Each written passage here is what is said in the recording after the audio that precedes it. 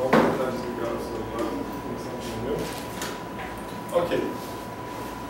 Então, redes. Né? Redes. Eu gosto de começar a discussão de redes apresentando essa figurinha aqui. Por que eu gosto dessa figurinha? Essa figura, lógico que aqui é um pouco minha visão artística, né? Mas a ideia é que essa rede é uma rede real, que ela representa informação muito interessante que vocês vão entender lá no final. Mas é muito legal a visualização da rede, ela já traz uma questão intuitiva muito forte.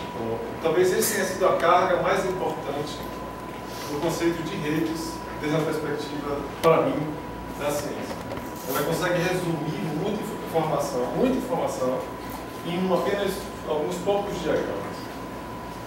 Tá, mas a linha do que eu vou falar aqui, que a gente vai discutir um pouquinho aqui, é uma linha que está num livro muito interessante que eu sugiro todos lerem. É quase um romance, um livro de cabeceira, chama Linked. É um livro de Barabás, não é isso? Barabás que escreveu um livro romântico sobre redes. Linked. Tem uma tradução em português, já tem tradução em português, só que eu não sei como é que é a tradução em português. Quando eu li a versão lá, original. Certo? Então, vamos começar com... Tem Na verdade, ele começa falando sobre, de uma forma muito romântica, né? Sobre esse mapa feito por Planérios, que fala dos monstros que existiam, né? E as pessoas realmente acreditavam que existiam monstros, os navegadores acreditavam que realmente tinham monstros grandes, que impediam os barcos de passar. E ele coloca uma questão muito interessante, que é: quais são os nossos monstros atuais? Né? Quais são os elementos que impedem que possamos chegar mais longe em nossas navegações científicas? Muito romântica, fofas. Né? E ele discute uma questão muito interessante sobre um conceito que está, a base dele é a base epistemológica, ou seja, a forma como nós fazemos ciência hoje em dia. Ela esbarrou com alguns monstros que não nos está permitindo alcançar novos continentes científicos. Pô, isso é tudo bonito, ainda bem que está gravando.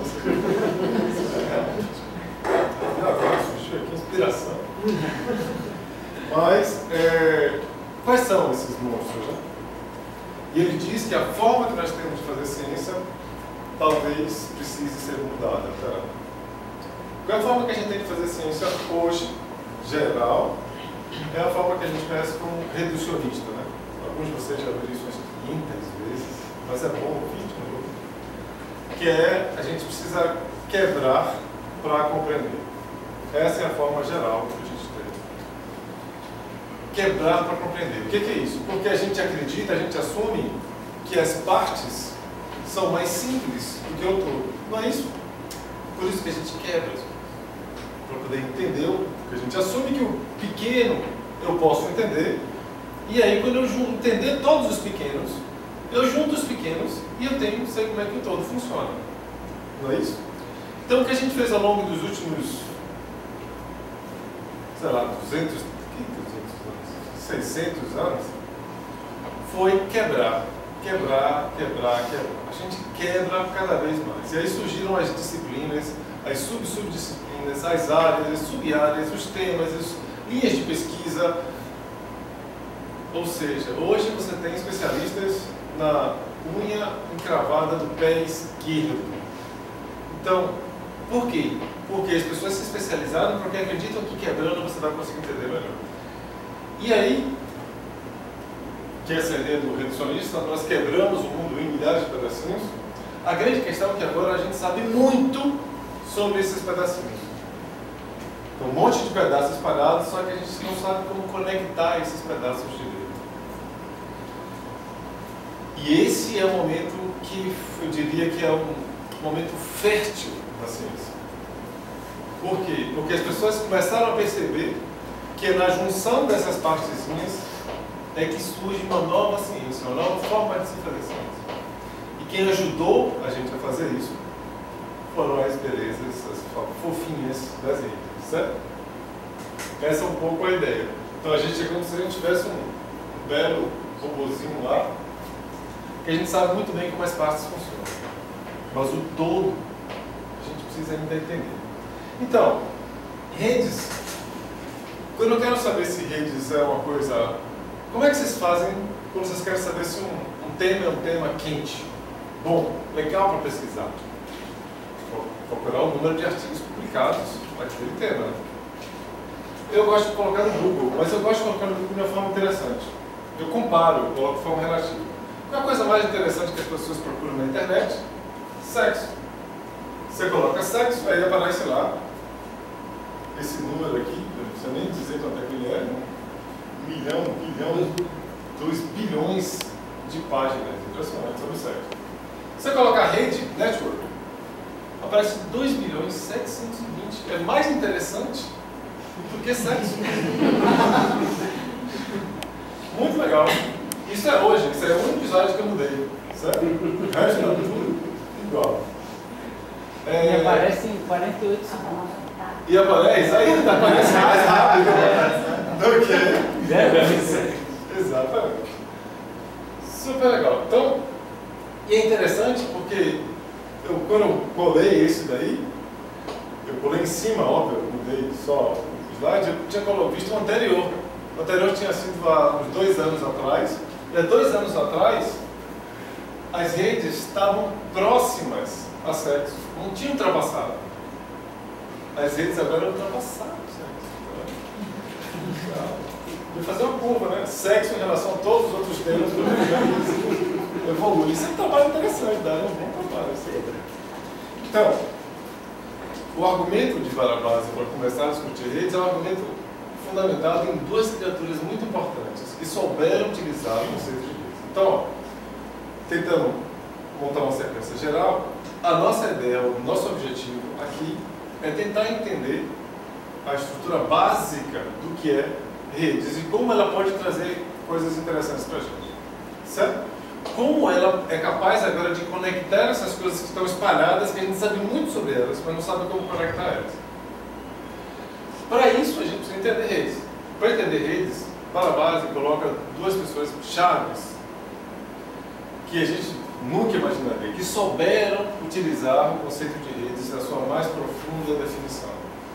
A primeira delas é o Paulo de Tarso. Todo mundo conhece Paulo de Tarso? Ou não? Não, tem os caras aqui, não sabem nada, os ateus. Conhece Paulo de Tarso? Paulo de Tarso foi o grande difusor do cristianismo. Os historiadores acreditam que se não fosse Paulo de Tarso, não existiria, o Ocidente não conheceria o cristianismo como nós conhecemos, não tinha se difundido da forma como foi difundido. Inclusive, Paulo de Tarso, ele tinha um nome anterior, né? Que ele era um Saulo, era Saulo, né? Que aí depois converteu ao cristianismo. Então, Saulo, ele era o maior perseguidor dos cristianos, dos cristãos, né? Cristãos. Perseguia brutalmente. Então ele conhecia onde estavam os redutos dos cristãos. Então Jesus, que não é besta, ele fez o quê? Eu vou converter o cara que mais sabe sobre o cristianismo. E converteu, esperto ele. E converteu Saulo, que aí passou a se transformar em Paulo de Tarso. Qual foi a grande vantagem de ele ter se convertido? Ele conhecia muito bem como era a rede de informação cristã. Então ele sabia aonde ele precisava ir para implantar a semente do cristianismo. É impressionante o argumento que ele traz. Então, em apenas 12 anos, e percorrendo apenas 16 mil quilômetros, por exemplo, 16 mil quilômetros não é nada. Se você pensa na Europa e no tamanho da difusão que foi o cristianismo. Ele conseguiu fazer da igreja o que ela é hoje, do poder que a igreja é hoje. Ou melhor, também o cristianismo ter se difundido por toda a Europa. E ter se mantido até isso no século I, certo? No século I. Esse foi uma das criaturas que conhecia a rede. Então, a grande sacada é, se você conhece bem como é que as conexões são feitas, você consegue interferir de forma eficiente nessa rede. E melhor, você pode compreender a natureza melhor. Como que a gente vai ver isso aqui? Outra criatura que eu tive a oportunidade de conhecer, é uma criatura mais recente, conhecido como Michael, o nome dele é Michael Cale, mas ele tem um nome que eu não lembro agora. Deixa eu ver o que é. Eu esqueci o nome dele, eu era para ter botado o nome dele. Vocês conhecem ele? Mafia Boy, esse aí, Mafia Boy. Mafia Boy, ele era um guri de 15 anos de idade. Canadense, se eu não me engano. Né? Canadense, exatamente, 15 anos. E o que foi que ele fez? Ele sabia que, naquela época, no ano 2000, a CNN, Amazon, Trade, Excite, na verdade, ele atacou, foram poucos, Yahoo, eBay. O que foi que ele fez? Ele sabia que existiam os grandes concentradores de fluxo de informação da internet naquela época. Então, o que foi que ele fez?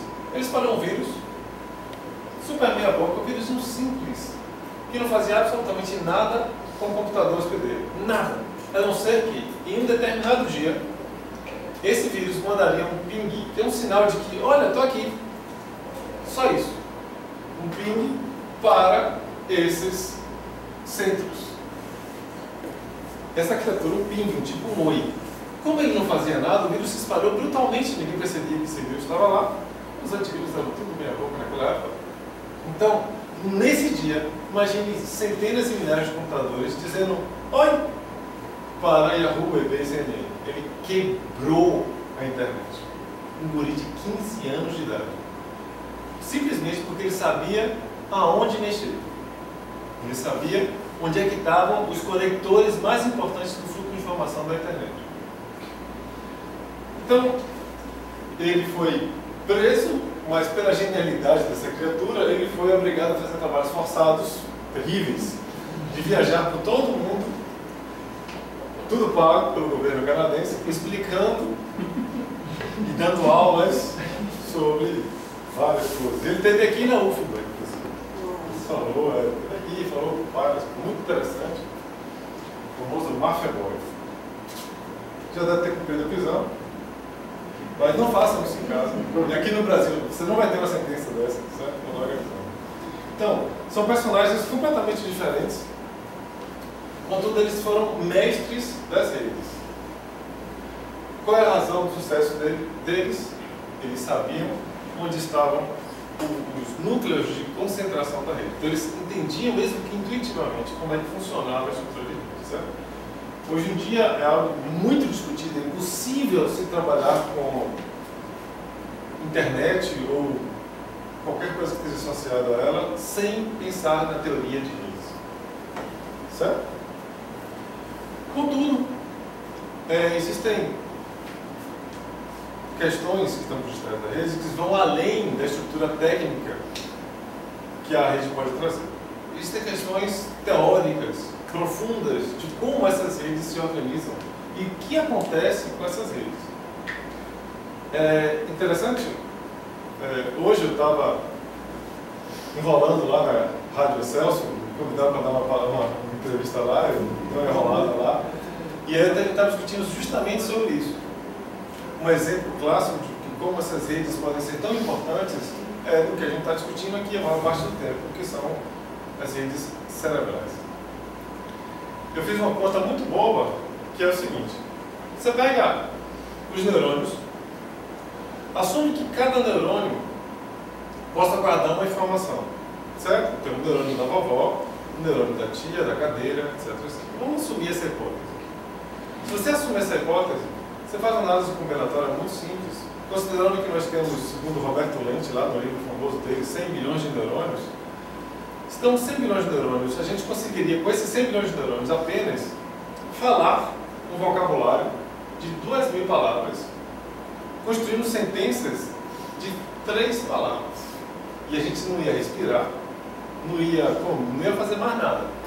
Ou seja, todos os neurônios estariam gastos apenas com isso. 100 milhões, a análise combinatória é razoavelmente simples, você consegue fazer isso. Se você pensa que cada frase é uma informação que pode estar registrada no neurônio, então você faz essa conta. Agora, se você começa agora a relacionar 2 neurônios, se agora começa a considerar não o neurônio em si, mas as conexões que possam existir entre os neurônios, se você pensa em apenas conexões 2 a 2, você multiplica por 50 bilhões os 100 bilhões de possibilidades. Só 2 a 2. Então você tem uma ideia do quão vasto pode ser as possibilidades de associações, pensando a nível neural, lógico que a gente é uma coisa muito mais complexa do que isso, de um cérebro, certo? Então, entender essas redes que elas se organizam de uma forma muito especial, e outra coisa super legal, né? Se eu pegar 100 milhões de neurônios, colocar no liquidificador, colocar dentro da cabeça de uma aluna de iniciação científica, aqui não tem muita coisa lá dentro, mas se você põe lá, infelizmente não dá para fazer um cérebro com isso, não é? Senão a gente podia fazer isso, ia ser super legal. O que tem de especial no cérebro? Não é os neurônios em si, é essa rede, essa conexão meio mágica que ocorre entre os neurônios, que faz com que apareçam elementos que não podem ser descritos apenas observando por um conjunto de neurônios. Então, que é o conceito de emergência, certo? Em redes. Redes, isso é muito comum. O padrão, a forma com que os elementos estão conectados,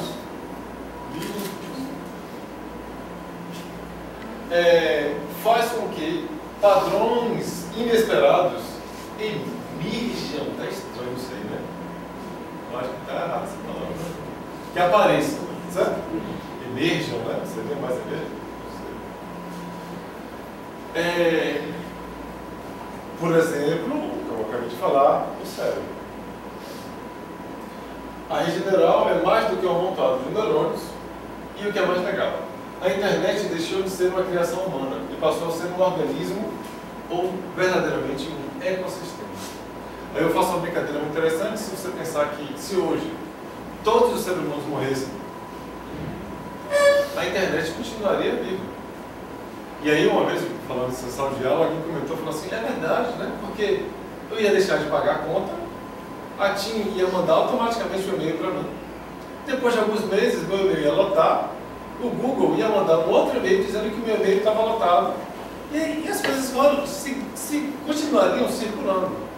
Nova informação gerada. Inclusive, discute-se hoje que a internet, ela por si só, gera informação. Ela não precisa da gente para alimentar ela.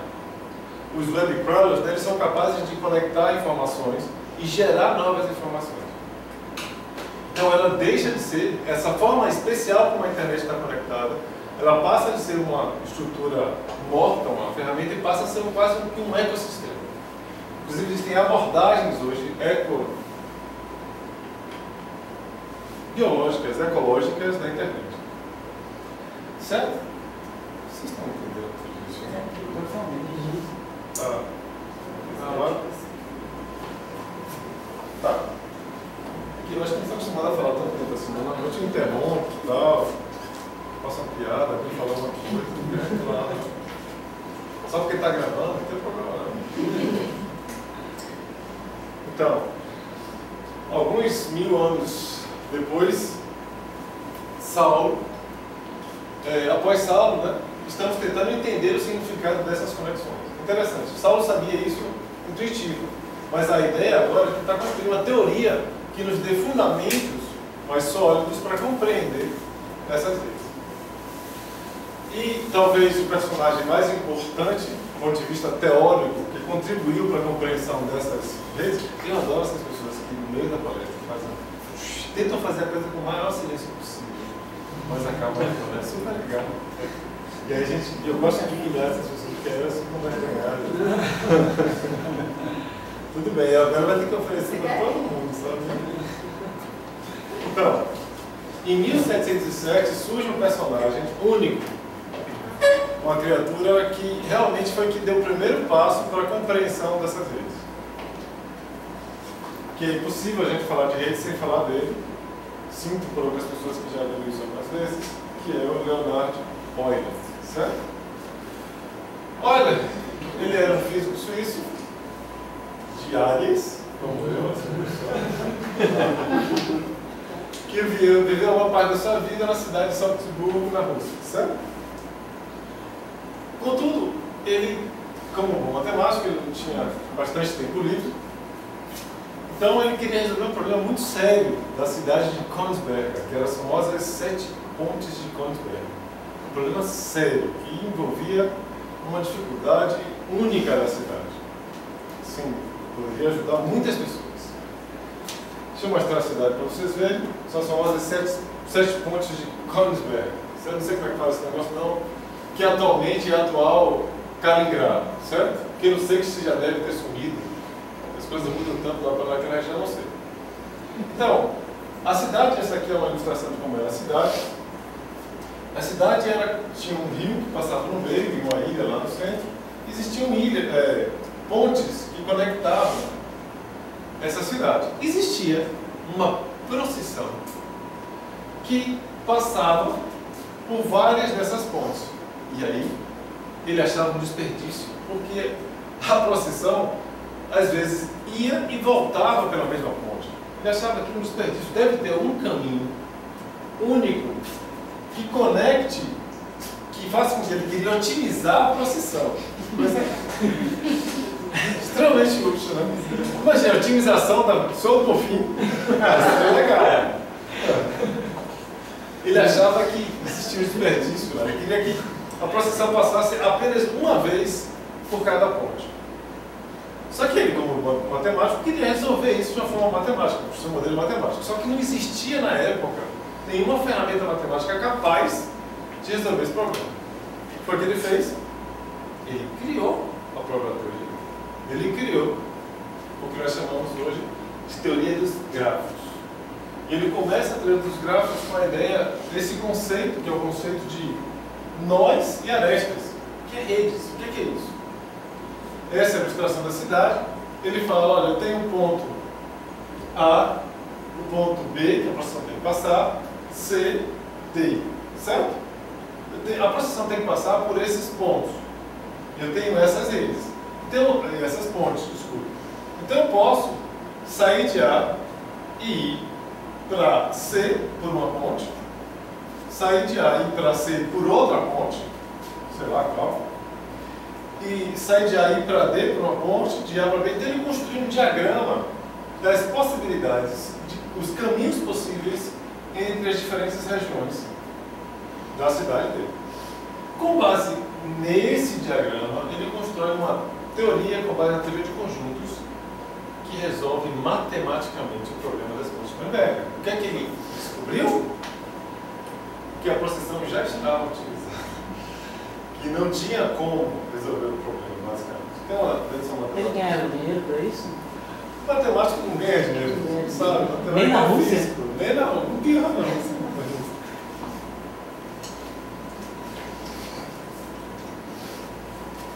Então, a importância era simplesmente alimentar o ego dele, claro, né? Nada mais do que isso. Contudo, a grande questão de olha foi o método que ele usou. Engraçado, agora que eu estou percebendo. Então, mesmo as coisas mais inúteis podem gerar coisas produtivas, né? Interessante, eu nunca mais vou criticar outros alunos assim, quando fazem aqueles trabalhos inúteis, né? Pode ser que um dia ele faça uma coisa interessante, que seja útil. Ou então as coisas inúteis vão se somando a outras inúteis. A outras inúteis formam uma coisinha. Chega num momento, toma uma maquiagem e parece útil. Parece. Ele criou a conhecida como teoria dos gráficos, certo? Que aí eu vou tentar dar uma passada rápida para entender o que é a teoria dos gráficos. E a forma como que ele define é uma forma muito simples, né? O que é um grafo? Um grafo, graficamente, ele é representado como nós conectados por arestas. Tcharam! Óbvio, né? Tão genial. Se eu tivesse nascido antes, eu tinha inventado isso também, né? Porque, bom, nósinhos representados por nós e arestas são as conexões que unem ele. Muito simples. Então, essa é a visão geral. Depois a gente vai ver como é que isso funciona a partir da teoria dos conjuntos. Mas vamos ter uma visão geral histórica, depois a gente vai lá para... Depois de Euler, a teoria dos gráficos foi muito utilizada. Muito. Mas, contudo, apenas considerando as propriedades regulares e determinísticas dela. Ou seja, eu tenho um grafo que tem cada nó tem 3 arestas, cada aresta tem uma conexão de peso tal, coisas muito bonitinhas, muito fofas. Isso foi usado por muitos anos, até 1960. quando uma outra criatura dá um passo muito importante na direção da teoria dos grafos, que é um matemático super excêntrico, e essa é a frase do amigo dele, que vocês vão ver daqui a pouco, que ele transformava taças de café em teoremas. Né? Ele resolveu responder uma pergunta muito simples, interessante. Aqui é a foto dos dois, que é o famoso Erdős, Paul Erdős e Alfred Henry. O estranho, a criatura estranha, como vocês podem perceber pela fisionomia dele, é essa criatura aqui. Erdős era também um ariano, de Budapeste, certo? Que propõe a teoria dos grafos, uma abordagem estatística. Ele fala, olha, tudo aquilo que os matemáticos fizeram, que era muito fofo, muito regular, nós podemos aplicar agora uma abordagem estatística sobre ela e ver o que é que ela traz. Principalmente com base na pergunta que a gente vai dizer para ele. E o Alfred Henry era um pisciano, foi o único cara que conseguiu aguentar ele, porque, pra você ter uma ideia, ele, só um parênteses, a casa dele era uma mala. Quando ele cansava de um lugar, ele pegava uma linha dele, batia na porta de... Como ele era uma pessoa extremamente produtiva, onde ele batia, as pessoas aguentavam ele até um determinado instante, depois estava ele fora, ele ia para outro lugar e ele vivia pulando de porta em porta, de galho em galho. Quando ele bateu na porta do Alfred Henry, foi que surgiu uma grande pergunta, que é uma pergunta simples, que é como surgem as comunidades. Olha que pergunta legal, né? Como é que as comunidades surgem? Comunidade no sentido amplo, no sentido comunidades de bactérias, comunidades de Facebook, comunidades de culturais. Como é que surge isso? O legal é um matemático, né, um estatístico fazer essa pergunta. E o mais legal ainda é a forma com que ele usou para resolver isso. Ele foi atrás de Euler, pegou a teoria de Euler e fez uma questão muito simples, muito bobinha mesmo. Ele pensou na seguinte ideia, olha só, eu tenho várias bolinhas aqui, certo? Imagine que somos todos desconectados aqui, pessoas, todos foranjones, autistas, ninguém conectado com ninguém. E aí para eu conectar um com o outro, eu sorteio. Abro um sorteio, todo mundo escolhe. Opa, estou conectado com Rivail. Pronto, conectei com Rivail. Eu sorteio de novo, conectado com tal pessoa. Então o que ele faz? Ele sorteia aleatoriamente arestas, com uma probabilidade bem definida. O que essa probabilidade significa? Essa probabilidade significa o percentual de total de arestas que poderiam existir no meu sistema. Então, com apenas 1% de arestas, eu tenho uma rede desse tipo. Com 2%, com 3%, 4%, 5% e 6%. O que é 1% de aresta? Perfeito. Imagine que você tem todas as possíveis conexões que possam existir na rede, ou seja, eu conectado com todo mundo, você com todo mundo, todo mundo conectado com todo mundo. Esse é o máximo de arestas que pode existir na rede. Esse P representa 1% dessas possibilidades. Que é o que certo?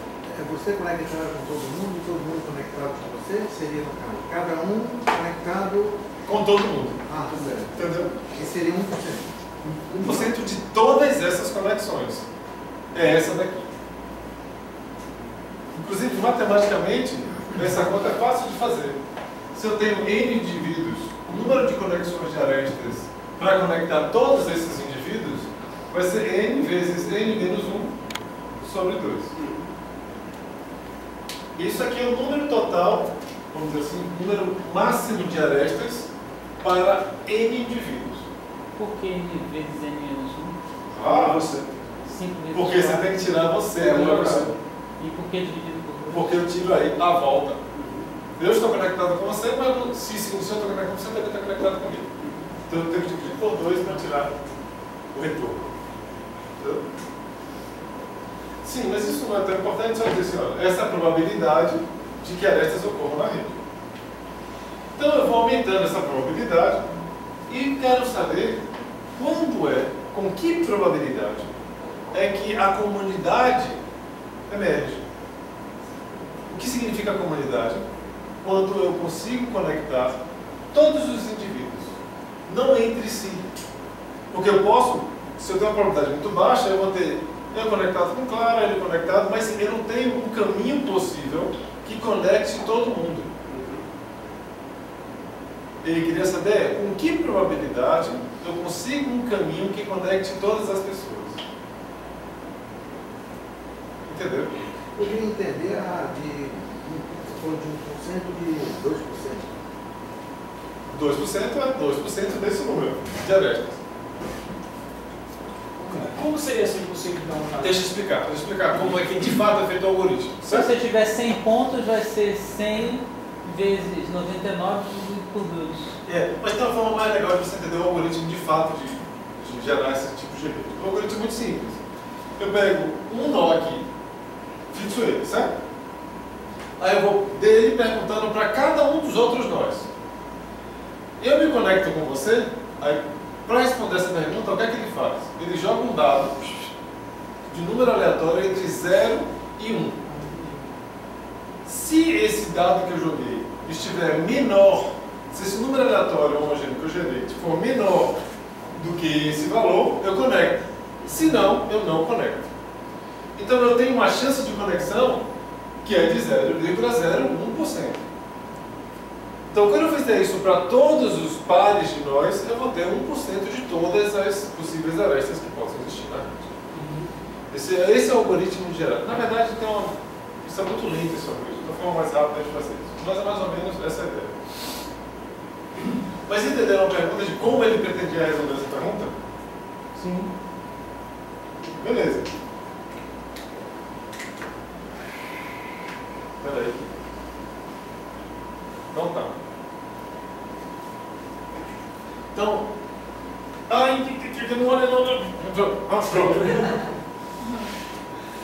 Com quantas pessoas vocês acham que nós estamos, em média, precisamos estar conectados para que essa comunidade apareça? Com 2? Com 3? Com 6? Com 50? É lógico que isso vai depender do número de indivíduos. Mas pensem em 100 pessoas. Em 100 pessoas, com quantas pessoas eu preciso estar conectado para que vocês acham que aparece? 2? Chutem! 2? O seu raciocínio, você falou que todos conectados seria 100. Para dar Não. 0,1%. Ó. Eu estou seguindo esse raciocínio. Eu sei. Isso daqui, ó. Está todo mundo conectado. E eu tenho muito menos arestas do que eu deveria ter se todos estivessem conectados com todos. Entendeu? Esse daqui, ó, esse está conectado com esse, com esse, com esse, com esse. Então existe um caminho possível. Eu posso até ter mais conexões. Assim. Mas existe um caminho que conecta todos os possíveis nós da rede. Uma rede totalmente completa seria uma rede assim, ó. Conectado com esse, com esse, com esse, esse, com esse, com esse, com esse, com esse, com esse, esse com esse. E faltou algum? Acho que não. Isso seria uma rede totalmente conectada. 100%. Isso seria 100%. E a pergunta que eu falo é: quantas conexões em médias eu preciso ter para que eu obtenha um caminho possível entre todos os alarentes das duas? Só uma? Não. No mínimo 2, né? Mínimo 2? 6. 6, né? 6. 6 é muito. 6 é muito. 7. Ah, legal. 7 porque é cabalístico, é um número especial. Professor, depois eu não chamo também o conecte todos? Mas lembre-se, calma, eu sei por onde você está indo. Eu sei, conheço essa cara. Lembre-se que é aleatório. Lembre-se que é aleatório. É como se eu sorteasse aleatoriamente, colocasse cada elemento, cada nó só tem uma conexão. Eu só conheço uma pessoa, ou 2 pessoas, ou 3 pessoas. Hã? Sim, 100 pessoas. Imagine 100 pessoas. Só para a gente ter uma ideia. Essa estar, a gente só precisa de uma única pessoa. Mesmo num grafo aleatório. mesmo no grafo aleatório, o grão médio. Uma conexão para que exista um aglomerado gigante, ou seja, o sistema percola também forma uma grande comunidade. Então, é como se eu pense o seguinte, gente, é como se eu pegasse agora aqui, ninguém conhece ninguém aqui. E eu vou, sorteio o nome de pessoas e começo a conectar duas pessoas. Conecta. Para cada pessoa, eu só preciso sortear uma vez, para que todo mundo, que a informação possa se propagar por todo mundo. Isso foi algo surpreendente, mas ninguém esperava muito que isso acontecesse, que fosse tão baixo essa probabilidade. E aí, mas a grande questão, a grande sacada de Artesini, não foi essa responder essa pergunta, foi que agora ele deu um plus na metodologia. Agora a metodologia, que era uma metodologia totalmente determinística de Euler, passa agora a ter um fundamento estatístico, probabilístico. E aí, diga. Não, nesse caso, intuitivamente também tem aquela coisa, se você chegar num lugar e não conhece ninguém, só precisa conhecer uma pessoa. Seria essa ideia? Uma pessoa pode te apresentar todo mundo. Sim. Assim. Mas se essa pessoa só conhece uma pessoa também. É essa a ideia. E aí é que tá. E ninguém vai apresentar mais ninguém a você. Você só vai conhecer aquela pessoa. E mesmo só conhecendo aquela pessoa, se você estiver gripado, você pode passar o gripe para todo mundo. Tipo assim. Mas então é a mesma coisa que Saulo. Saulo era só uma pessoa que ele conhecia. Saulo era diferente. Saulo tinha várias conexões. Tinha várias conexões. Aí é uma outra questão que a gente vai daqui a pouco. Eu só não digo uma coisa, eu estava discutindo com Bárbara. Se eu tenho uma conexão com Bárbara e Bárbara tem uma conexão com Fernanda, Bárbara tem duas conexões. Bárbara tem, exatamente, Bárbara só tem duas, Bárbara tem duas conexões. Então como pode apenas uma Mas é conexão a partir juntar? de uma, né? Se você fala. Não, é uma só. Tipo, de uma dá pra se Ah, quer juntar dizer, e quer de dizer. tudo. É porque uns têm uma conexão, É. os outros, o primeiro e o último tem uma conexão, os outros, os Os intermediários outros não vão ter que têm ter uma. duas conexões, porque senão você não forma uma cadeia, não faz sentido ter É uma conexão nova, né? Só as Cada pontas pessoa que tem tem. uma conexão nova. Mas você tem que voltar. Esse tem uma conexão, você tem que Só ter. as pontas têm. Só as pontas. Em média, lembra que você falou em média. Pô, mas quando a média é 1, É um, você o tem que, que que acontece no desvio padrão para média? Zero. Eu posso não ter nenhuma conexão. Não. Aí você considera uma aresta, né? Porque é a aresta de caminho. Ele recebe e envia uma. Que é o valor da 1. Está próximo de 1. Que é o 2 ali, divisão por 2. Divisão por 2. Você desconsidera a que vem de você, a pessoa que sai de você. Então, Se eu só ler esse negócio, eles perceberam que basta com que os nós da rede tenham, em média, uma conexão. para que mesmo aglomerado de percepção vai falar então. Percola e forma toda uma comunidade não significa que todos vão estar conectados Não. com todos. Formar uma grande comunidade significa que você, Aquela gripe se espalha para várias pessoas. para quase toda a rede. O que significa ele percolar? Significa que, independente do tamanho que você pega no seu sistema, como percolar significa, se eu pegar um pequenininho, eu pegar um grande, eu pegar um outro, se eu usar a mesma dinâmica, ele sempre vai atingir o mesmo percentual de indivíduos da rede. Se a probabilidade é muito pequena, se eu for aumentando o meu sistema, o que acontece? Ele sempre vai ficar pequeno. Então, no limite, ele vai a zero, a probabilidade de formar grandes conexões. Esse é o conceito de percolação de uma forma bem geral. Então, percolar significa, quando ele atinge um grande aglomerado, quando ele atinge mais ou menos as pontas, todas as pontas da minha rede, significa que a informação se propagou, ela é capaz de se propagar por toda a rede. Se eu fizer várias realizações, todos os nós em algum momento estarão conectados, com certeza, independente do tamanho da minha rede. Isso chama-se percolar. Eu não sei se eu interpretei errado o comentário do colega, mas ele falou que a questão que o homem falou da conexão dele com Bárbara e Bárbara comigo, que estaria sendo cancelado, vamos dizer, por aquela conta dividida por 2. Não, na verdade não é isso não. Agora que eu estou entendendo. O Euler, ele no gráfico não era direcional. Então o que acontece de fato é que você tem muitos nós que tem zero, que não tem nenhuma conexão. Alguns que tem 2, e uma grande parte que tem 1. Então, quando você faz a média da conexão geral, você tem um valor próximo a 1. E esses pontos que têm uma conexão faz parte da comunidade? Faz. Por que faz parte da comunidade? Porque lembra que você está em um processo aleatório. Se você fizer outra amostra sobre o seu sistema, esses pontos serão contemplados, outros ficarão fora. Então, isso é uma questão probabilística. É como se você fizesse o seguinte, um modelo computacional. Então, você joga as arestas e aí tem lá, 90% ficou conectado, 10% não ficou conectado. E aí você joga de novo. 90% ficou conectado, 10% não ficou conectado. Mas foram outros nós. Se você faz isso várias vezes, você diz que o sistema percola quando todos os nós têm uma chance igual de serem conectados. Dentro de um 90%, de um grande cluster. É porque isso está dentro do conceito de percolação. E percolação, a gente poderia falar aqui de percolação só uma aula inteira de percolação.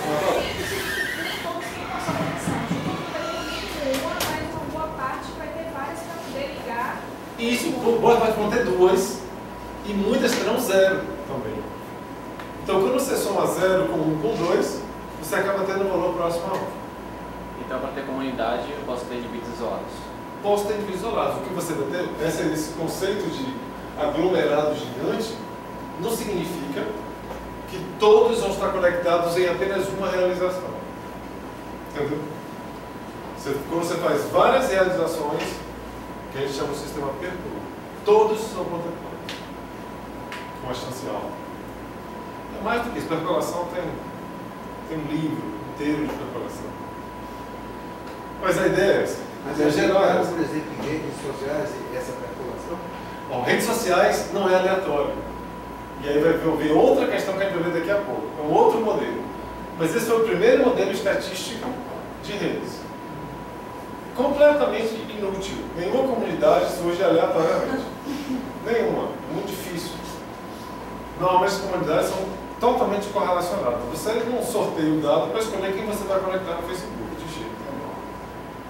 Pode ser que tenha algumas pessoas que façam isso, mas normalmente não. Normalmente a gente conhece os amiguinhos que vão indicando os outros amiguinhos, então o sistema correlacionado. E aí é outro modelo. Mas a grande sacada de E2GNI foi justamente essa de sair do meio determinístico e ir para o meio estatístico. E que era o primeiro modelo de rede estatística, o modelo de rede aleatória, que é usado até hoje como modelo neutro para as redes. Tem um modelo neutro. O modelo neutro é um modelo que usa as bases mais simples para ser usado como comparação de outros modelos. Entendeu? É o modelo mais básico, onde os elementos das dinâmicas são as mais simples possíveis. Ele é um referencial para ser comparado com vários outros modelos. Que você sabe exatamente o que acontece.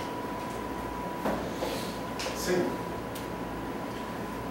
Aí vem a pergunta, sim, mas no Facebook as coisas não funcionam assim, né?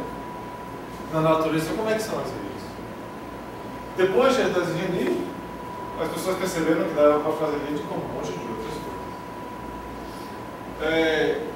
Obviamente, as redes da natureza são muito mais abundantes em conexões do que a rede aleatória. Os neurônios têm em média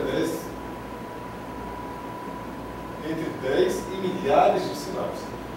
É legal essa aqui, amigos que lembram os nomes. Nós lembramos os nomes, estão entre 200 e 5 mil. É muito fácil descobrir isso. Se case. E vai preparar uma lista de casamento para você ver. Aparecem 1000 assim, ó, numa sentada. Quando for fazer uma lista de casamento, vamos fazer uma festa simples para 100 pessoas. Vamos fazer uma lista rápida? Apareceram 300. Só dos mais íntimos. Entendeu? Que a gente lembrou na hora, assim. Então, realmente, esse número é um número real, as conexões são muito mais do que isso. E aí, depois disso, surgiu o primeiro modelo de rede social, tentando aplicar esses conceitos estatísticos para compreender como é que funcionam as comunidades reais, que foi um modelo, eu não sei se era psicólogo, era sociólogo, Milgram, né? Stanley Milgram. Foi o que ele fez. Esse é um trabalho clássico, um trabalho muito interessante, que é o seguinte: Ele conhecia um corretor de valores de Boston. Ele morava em esse nome aí que você pronuncia direito, Omar, sei lá o quê. E aí ele escreveu várias cartas para diferentes cidades dos Estados Unidos. Na carta dizia: por favor, você faz sua pesquisa, blá blá blá blá blá. Se você conhece o corretor de valores de nome tal, tal, tal, da cidade de Boston, envie, por favor, essa carta diretamente para ele. Se você não conhece ele, envie essa carta para alguém que você acha que poderia conhecer ele. Olha aqui, é psicólogo, deve ser psicólogo. E aí ele espalhou a carta por todo lá. E aí o que acontecia basicamente era que a carta ia, voltava, batia, ia para lá e eu acho que tem acho que quantas cartas ele mandou. Acho que cadê aqui. Eu não lembro quantas ele mandou, acho que eu anotei isso aí. Não sei exatamente quantas cartas ele mandou, mas 44 cartas. 6 pessoas. Não, calma. Das cartas que ele mandou, 44 cartas chegaram ao cara de Boston. Ou seja, 44 caminhos foram completos. E algumas pessoas chegaram a um passo, o cara conhecia o cara de Boston. 2 pessoas foram a 2 passos, 3 pessoas a 4 passos, e o número de passos que mais ocorreu foi de 6 passos. E aí criou-se o mito, né? 6 graus de separação do mundo.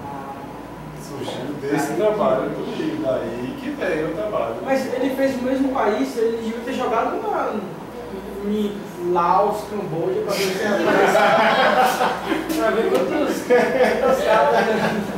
Camboja, né? Se você quer perguntar, você experimente jogar física. Ainda bem, ele não vai ser meu referido nunca nos artigos. Eu espero muito que ele nunca seja meu referido. Mandou pro Camboja, se fosse amigo, coitado. Sim.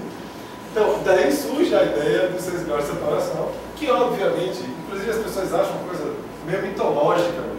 O experimento foi um experimento, como você falou, muito localizado, nos Estados Unidos.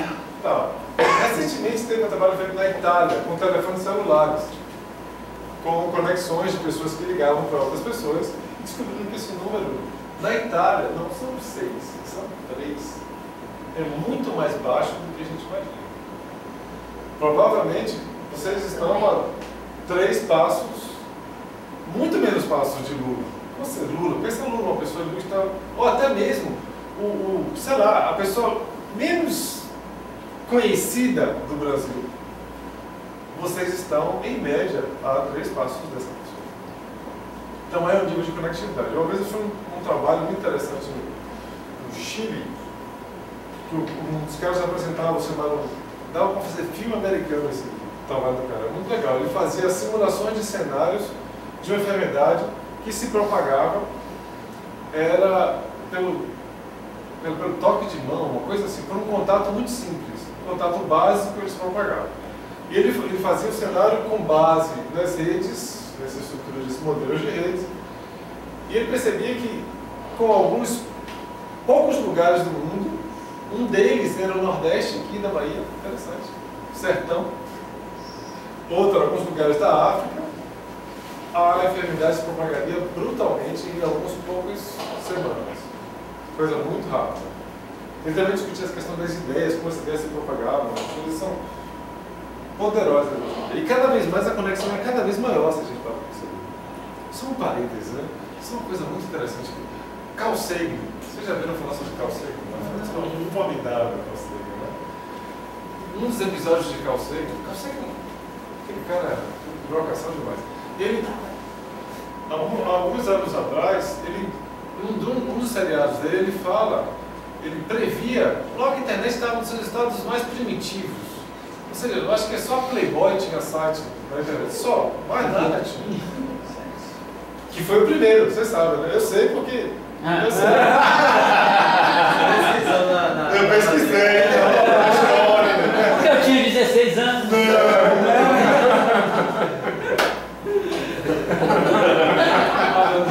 15. Eu entendi também que eu estava vendo. Não Playboy, não. Carl Sagan, sabe? Carl Sagan falava uma coisa muito interessante. Falava que o nível de conexão estava aumentando de forma tão bizarra, que ele esperava que surgisse um novo tipo de cognição. Olha que coisa interessante. Que ele chamava de uma cognição global, que é uma capacidade de resolver problemas que não fosse de um único indivíduo, que fosse de diversos indivíduos. Como é que a gente chama isso hoje? A gente chama isso de internet. Hoje em dia você consegue resolver problemas de forma separada. Hoje você tem... Nossa Senhora, quantas coisas sociais existem hoje? Por exemplo, os crowdfunding, né? Os fundos de população. Você consegue difundir o trabalho hoje em dia, inclusive para resolver problemas que você não conseguiria resolver anteriormente. Quem trabalha com programação sabe, né? Pois é, boa observação. Os famosos repositórios de programadores é algo formidável. Eu lembro quando eu começava a programar, era eu, meu livrinho básico ali. Se eu tinha um problema, era com o brother que eu tentava procurar ou buscava livro. Hoje em dia, você tem software livres que você coloca o código, você está mudando, outra pessoa também está completando isso com você, você constrói junto, com centenas de pessoas no software. É algo... Então, o nosso poder hoje cognitivo é muito maior desde a perspectiva comunitária. E era isso que Carl Sagan previu alguns anos atrás. Muito interessante. Então, parece ser que as redes são mais complexas do que a gente imagina que elas sejam. Essa é a ideia. Do que pelo menos preveu Euler e do que pensou estatisticamente Edwards e René. Certo? Então a gente precisa de ferramentas mais robustas para analisar ela. Talvez os matemáticos não sejam suficientes, nem os estatísticos suficientes. Então a gente precisa de quem? De quem? De quem? Física. Claro.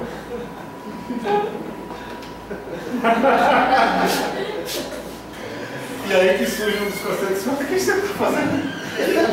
Falou de física. Vai agora começar? Vou falar de física, né? E surgiu um conceito dos mais... Ele vai só pegar a mochila, é isso? Ele quer aqui, vai embora. Ele já viu essa apresentação mais de 300 vezes. Vai embora.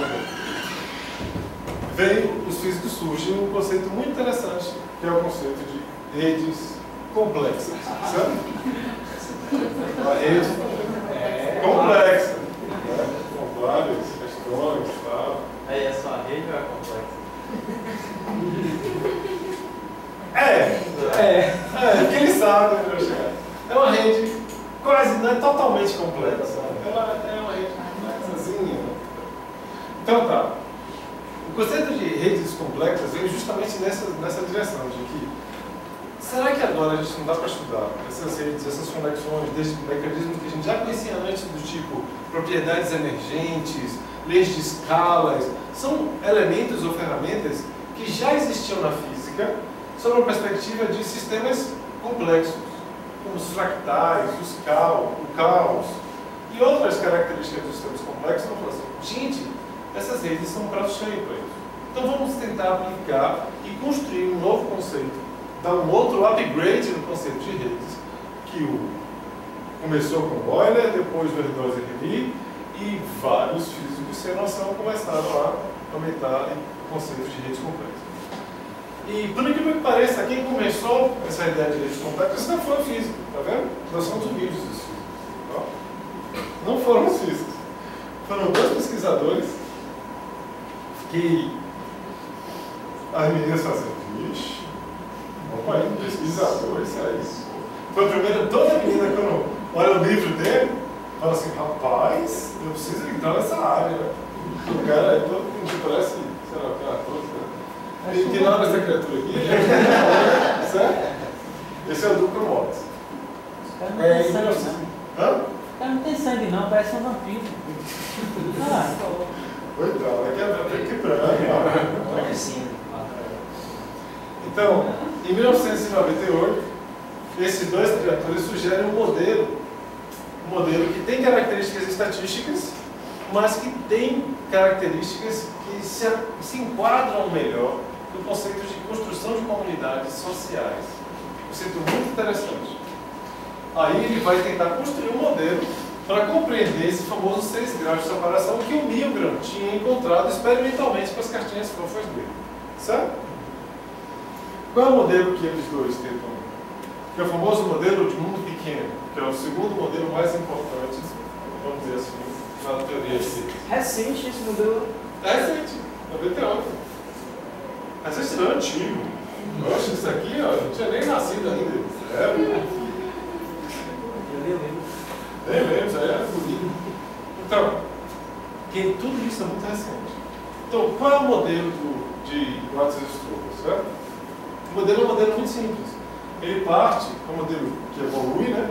Só que ele evolui no sentido contrário do modelo de redes aleatórias. Ele começa de uma rede regular. O que é uma rede regular? Eu estou conectado com meus 2 brothers do lado e com o brother do meu brother. Certo? Ou seja, cada elemento está conectado com 4 outros elementos. Os meus 2 próximos e os meus 2 subpróximos. Beleza? Então, todo mundo conecta a todo mundo. É feliz. Uma rede legal, conexa. Agora, o que eu faço? Eu vou escolhendo aleatoriamente, com a probabilidade P, pares de nós e vou alterando a conexão dele. Então, eu escolho esse nó daqui que estava conectado com aqui e falo, olha, agora você não vai estar conectado com ele, vai estar conectado com aleatoriamente alguém escolhido lá na rede. Qual é o conceito por detrás disso que eles pensaram? Eles pensaram que nós, normalmente, temos as nossas pequenas comunidades. Conectamos 4 pessoas. Mas, eventualmente, conhecemos um cara de uma outra comunidade. Era um pouco essa a ideia do Wadsworth. Então, obviamente, que se você vai aumentando a probabilidade, quando P é igual a 1, significa que eu vou alterar todas as arestas aleatoriamente, eu volto a ter um grafo aleatório. Então eu tenho um parâmetro, que a gente chama de parâmetro de ordem, que consegue sair do regular até o completamente aleatório. O que deve acontecer aqui no meio? Eles se perguntaram. Acontece algo meio mágico, que é o que define os 6 graus de separação. Fala sério, eu não vou falar mais nada sobre isso, não. Vamos falar da mágica? Então vou falar aqui para você. Então, olha só. O que acontece nesse meio aqui? Quando o P está literalmente aqui no meio, acontece o chamado efeito mundo pequeno. O efeito mundo pequeno, ele representa o quê? Ah, tá, porque a gente vai ver isso depois. A gente vai ver isso na prática. É por isso que eu falo rápido. Só de forma geral, o que acontece nesse mundo pequeno aqui? As redes, elas têm um caminho mínimo médio baixo. O que significa isso? Que, em média, eu estou a poucos passos de todo mundo da rede. Repare, aqui eu tenho um caminho grande. Se eu quero sair daqui e mandar uma informação para esse cara de cá, eu tenho que fazer o quê? Venha e chegue, né? Tenho vários passos. Quando eu começo a sortear, o que acontece? Eu passo a ter atalhos que fazem com que eu consiga chegar mais rápido. Então essa rede ela tem um caminho mínimo brutalmente mais baixo do que essa rede daqui. E ela continua aglomerada. Ela consegue ser aglomerada e ter pequenos caminhos. Então ela tem características desse e desse. E essa rede aqui é a rede que mais se enquadra nas estruturas sociais. Ela é mais eficiente? Ela é extremamente eficiente. Tem uma rede que é mais eficiente do que ela. Mas essa já foi o primeiro passo, certo? É como se tivesse uma pessoa que veio de outra cidade e ela pudesse fazer o link com... Exatamente. Então ela diminui brutalmente o seu passo entre aquela outra comunidade que está lá. Eu não consigo entender o que é aumentar a aleatoriedade. Para mim, uma coisa é aleatória ou não é aleatória. Porque está escrito que aumenta a aleatoriedade. Tá. O que é aumenta a aleatoriedade? Você aumenta a chance de sortear aleatoriamente uma nova conexão. De modificar a sua conexão, que era com os meus vizinhos, para alguém aleatoriamente. Se eu tiver uma chance baixa, eu tenho que meu sistema é regular e não tem nada aleatório, é zero. Não tem nenhum elemento aleatório envolvido nele. À medida que eu vou sorteando mais arestas, eu vou aumentando a aleatoriedade no meu sistema. É como se a aleatoriedade passa a ter uma influência maior sobre a minha nova rede. No limite de eu ter uma probabilidade de 1, significa que porque a palavra é rewiring, eu não sei como é que eu traduzo esse negócio, é reconexão, né? Reconectando. À medida que eu reconecto todos os meus nós, ela é totalmente aleatória. Absolutamente todos foram reconectados aleatoriamente. O efeito aleatório sobre ela é total. E está entendendo um pouquinho desses modelos, falando de rede, automaticamente tem que se falar de conectividade? Sem sombra de dúvida, a conectividade é um dos fatores mais importantes em rede, se não o mais importante. Mas esses índices a gente vai ver, talvez não hoje, mas talvez na semana Dia 10. quando a memória de longo prazo de vocês resista. E publicamente, 98. E pode passar isso. Elas são alunas de fisioterapia, que seja apresentada. Tem que falar na câmera, todo mundo que passa tem que falar na câmera. A próxima. E o último grande modelo que apareceu na literatura foi o famoso modelo de Barbour.